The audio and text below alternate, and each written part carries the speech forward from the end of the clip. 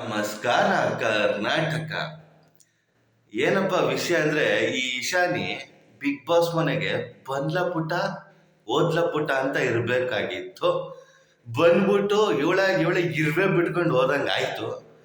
ಕೆಲವೊಂದು ಪದ ಬಳಸ್ತಾರಲ್ಲ, ಅವ್ರವ್ರ ಯೋಗ್ಯತೆ ಅದರಲ್ಲೇ ಗೊತ್ತಾಗ್ಬಿಡುತ್ತೆ ಅವ್ರು ಏನು ಅಂತ.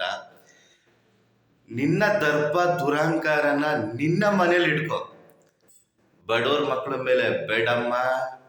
ಮತ್ತೆ ನಿನ್ನ ಬಗ್ಗೆ ನಾನು ತುಂಬಾ ಕೆಟ್ಟದಾಗಿ ಮಾತಾಡಿ ನನ್ನ ಬಾಯಿನ ನಾನು ಹೊಲಸು ಮಾಡ್ಕೊಳಕ್ ಹೋಗಲ್ಲ. ಕೆಲವೊಂದು ಪದಗಳನ್ನ ಬಳಸ್ತೀನಿ ಅಷ್ಟೇ. ನಿನ್ನ ಮುಖ ನೋಡಿದ್ರೆ ನಿಜ ಹೇಳ್ತೀನಿ, 7 ಸಂಕ್ರಾಂತಿ ಆದ್ರೂ ಊಟ ಸಿಗಲ್ಲ ಹಂಗಿದ್ಯ. ಇನ್ನೊಬ್ರ ಬಗ್ಗೆ ಮಾತಾಡಬೇಕಾದ್ರೆ ಏನ್ ಮಾತಾಡ್ತಿದ್ದೀನಿ ಅಂತ ಕಾಮನ್ ಸೆನ್ಸ್ ಇಲ್ಲ. ನಿಮ್ಮ ಮನೆಯವ್ರು ಇದೇನ ಬುದ್ಧಿ ಕಲ್ಸಿರೋದು?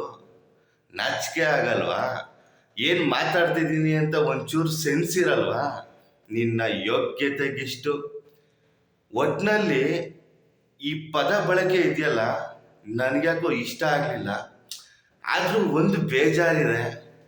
ದಯವಿಟ್ಟು ನಿನ್ನ ಕಮೆಂಟ್ ಬಾಕ್ಸ್ ಎಲ್ಲ ಆಫ್ ಮಾಡ್ಕೊಂಬಿಡು. ಜೀವನದಲ್ಲಿ ಜಿಗುಪ್ಸೆ ಬರ್ಸ್ಬಿಡ್ತಾರೆ ಆಮೇಲೆ ಡ್ರೋನ್ ಪ್ರತಾಪ್ ಫ್ಯಾನ್ಸು. ಇಲ್ಲಾಂದ್ರೆ ನಿನ್ನ ಕತೆ ಗೋವಿಂದ. ನಾನು ಈಗಲೇ ನೆನೆಸ್ಕೊತಾ ಇದ್ದೀನಿ ಯಾವ ರೇಂಜಲ್ಲಿ ರುಬ್ತಾ ಇರಬೇಕು ಅಂತ.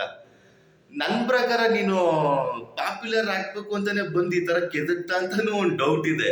ಯಾಕಂದ್ರೆ ನಿನ್ನ ಯೋಗ್ಯತೆ ಆಚೆ ಕಡೆ ಇರೋ ಜನಗಳಿಗೆ ಗೊತ್ತಿರೋದಕ್ಕೆ ಕ್ಯಾಕುರ್ ಸುಗ್ದು ಆಚೆ ಇಟ್ಟಿದ್ದು ನಿನ್ನ ಬಿಗ್ ಬಾಸ್ ಇಂದ. ಹೆಂಗಿದ್ರು ನಿನ್ನ ವ್ಯಾಲ್ಯೂ ಇಲ್ಲ. ಇವನ ಕೆದಕಿದ್ರೆ ನಾನು ಸ್ವಲ್ಪ ಟ್ರೋಲ್ ಆಗ್ತೀನಿ, ಸ್ವಲ್ಪ ಪಾಪ್ಯುಲರ್ ಆಗ್ತೀನಿ ಅಂತಾನೆ ಮಾಡಿರೋ ತರ ನನಗನ್ನಿಸ್ತಿದೆ ಅಷ್ಟೇ. ಕನ್ನಡಿಗರ ಮನಸ್ಸನ್ನು ಗೆಲ್ಲೋದಕ್ಕೆ ತಾಕತ್ ಬೇಕು. ಆ ತಾಕತ್ ಇಲ್ದಿರ ಈ ತರ ಎಲ್ಲ ಮಾತಾಡಿದ್ರೆ ಜನ ಇನ್ನು ಹಾಕೊಂಡು ರುಬ್ತಾರೆ, ಗುಮ್ತಾರೆ. ಸ್ನೇಹಿತರೆ, ಈ ಒಂದು ಮಾತು ಇಶಾನಿ ಹೇಳಿರುವಂತ ಮಾತು ನಿಮ್ಗೇನ್ ಅನ್ನಿಸ್ತು ಅದನ್ನ ಕಮೆಂಟ್ ಬಾಕ್ಸ್ ಅಲ್ಲಿ ಕೊಟ್ರಿ. ಹಾಗೆ ನನ್ನ ಚಾನಲ್ನ ಯಾರು ಸಬ್ಸ್ಕ್ರೈಬ್ ಮಾಡ್ಕೊಂಡಿಲ್ಲ ಸಬ್ಸ್ಕ್ರೈಬ್ ಮಾಡ್ಕೊಳ್ಳಿ, ಸಪೋರ್ಟ್ ಮಾಡಿ. ನಮಸ್ಕಾರ.